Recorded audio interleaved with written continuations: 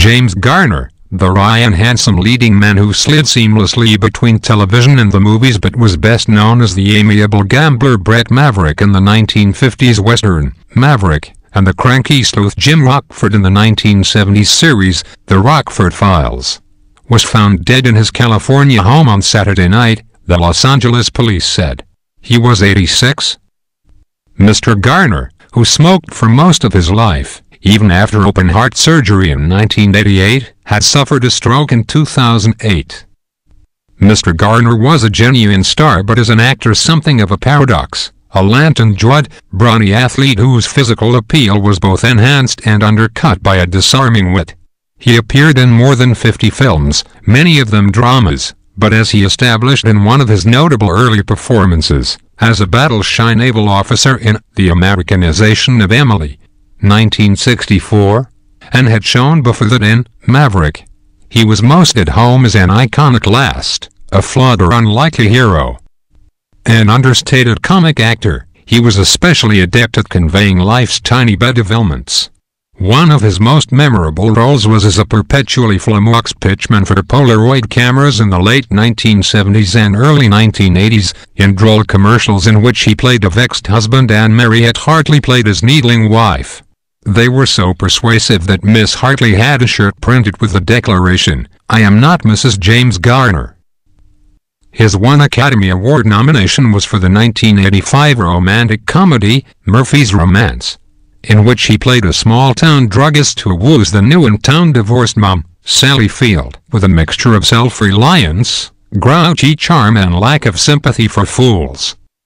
Even Rockford, a semi-tough ex-con, he had served 5 years on a bum rap for armed robbery, who lived in a beat-up trailer in a Malibu Beach parking lot, drove a Pontiac Firebird and could handle himself in a fight, though he probably took more punches than he gave, was exasperated most of the time by one thing or another, his money problems, the penchant of his father, Noah Beery Jr., for getting into trouble or getting in the way, the hustles of his con artist pal Angel, Stuart Margolin, his dicey relationship with the local police. Maverick had been in part a send-up of the conventional Western drama, and The Rockford Files similarly made fun of the standard television detective, the man's man who upholds law and order and has everything under control. A sucker for a pretty girl with a distinctly single-quote 70s fashion sense, he favored loud houndstooth jackets. Rockford was perpetually wandering into threatening situations in which he ended up pursued by criminal goons or corrupt cops. He tried, mostly successfully, to steer clear of using guns. Instead, a bit of a con artist himself, he relied on impersonations and other ruses, and high-speed driving skills. Every episode of the show, which ran from 1974 to 80 and more often than not involved at least one car chase and Rockford's getting beat up a time or two, began with a distinctive theme song featuring a synthesizer and a blues harmonica and a message coming in on a newfangled gadget, Rockford's telephone answering machine, that underscored his unheroic existence. "Jim, this is Norma at the market." It bounced. "Do you want us to tear it up, send it back or put it with the others?" In his 2011 autobiography, The Garner Files, written with John Winokur, Mr. Garner confessed to having a live and let live attitude with the caveat that when he was pushed, he shoved back. What distinguished his performance as Rockford was how well that more put-upon than macho persona came across. Rockford's reactions, startled, nonplussed and annoyed being his specialties, appeared native to him. His naturalness led John J. O'Connor, writing in the New York Times, to liken Mr. Garner to Gary Cooper and James Stewart. And like those two actors, Mr. Garner usually got the girl. Mr. Garner came to acting late, and by accident. On his own after the age of 14 and a bit of a drifter, he had been working an endless series of jobs: telephone installer, oilfield roughneck, chauffeur, dishwasher, janitor, lifeguard, grocery clerk, salesman and, fatefully, gas station attendant. While pumping gas in Los Angeles, he met a young man named Paul Gregory, who was working nearby as a soda jerk but wanted to be an agent. Years later, after Mr. Garner had served in the Army during the Korean War, he was wounded in action twice, earning 2 Purple Hearts, He was working as a carpet layer in Los Angeles for a business run by his father. One afternoon he was driving on La Cienega Boulevard and saw a sign, Paul Gregory and Associates. Just then a car pulled out of a space in front of the building, and Mr. Garner, on a whim, pulled in. He was 25. Mr. Gregory, by then an agent and a theatrical producer, hired him for a non-speaking part in his production of Harmon Wook's Caine Mutiny Court-Martial, which starred Henry Fonda, John Hodiak and Lloyd Nolan. It opened in Santa Barbara and toured the country before going to Broadway, where it opened in January 1954 and ran for 415 performances. Mr. Garner said he learned to act from running lines with the stars and watching them perform, especially Mr. Fonda, another good-looking actor with a sly streak. "I swiped practically all my acting style from him," he once said. Mr. Garner claimed to have stage fright and no desire to act in the theater. He later played Lieutenant Maverick, the Hodiak role, in a touring company of the play that starred Charles Laughton, but afterward would almost never appear on stage again. Still, it was the serendipitous stop on La Cienega that changed his life. "The only reason I'm an actor is that a lady pulled out of a parking space in front of a producer's office," he wrote in The Garner Files. James Scott Garner was born in Norman, Oklahoma, on April 7, 1928. His paternal grandfather had participated in the Oklahoma land rush of 1889 and was later shot to death by the son of a widow with whom he'd been having an affair. His maternal grandfather was a full-blooded Cherokee. Mr. Garner would later name his production company Cherokee Productions. His first home was the back of a small store that his father, Weldon, known as Bill, ran in the nearby hamlet of Denver. His mother, Mildred, died when he was 4.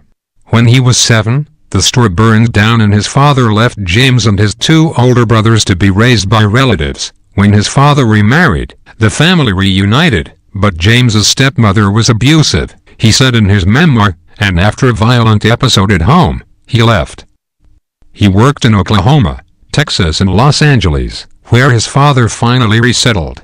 He went briefly to Hollywood High School but returned to Norman, where he played football and basketball, to finish. In 1950, when the Korean War broke out, he was drafted.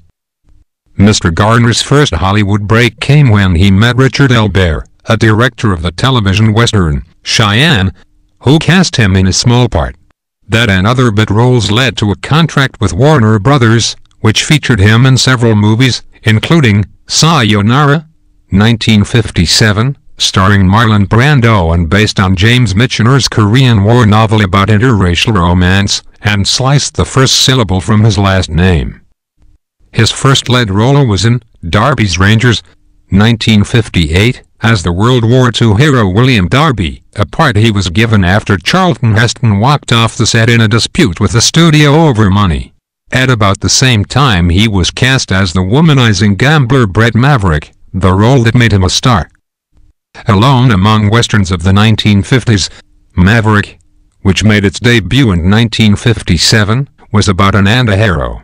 He didn't much care for horses or guns, and he was motivated by something much less grand than law and order, money. But you rooted for him because he was on the bright side of moral issues. He had a natural affinity for the little guy being pushed by the bully, and he was more fun than anyone else. If you look at Maverick and Rockford, they are pretty much the same guy. Mr. Garner wrote, "One is a gambler and the other a detective, but their attitudes are identical." In a Maverick-like, or Rockford-like, move, Mr. Garner left the series in 1960 after winning a breach of contract suit against Warner Brothers over its refusal to pay him during the writers' strike. He did not return to series television for a decade. He found steady work in movies, however. In The Children's Hour, 1961, an adaptation of Lillian Hellman's play, he played a doctor engaged to a schoolteacher, Audrey Hepburn, accused of being a lesbian. He appeared uncomfortable in that earnest role, but he was winning and warm in The Great Escape. 1963, the World War II adventure about captured Allied flyers plotting to break out of a German prison camp, as Bob Handley, the resourceful prisoner known as the Scrounger. In 1964 he starred with Julie Andrews in The Americanization of Emily, which he called his favorite of all his films. He played the personal attendant of a Navy admiral, a fish out of water and the voice of the movie's pacifist point of view. Written by Paddy Chayefsky, it included perhaps the longest and most impassioned speech of his career.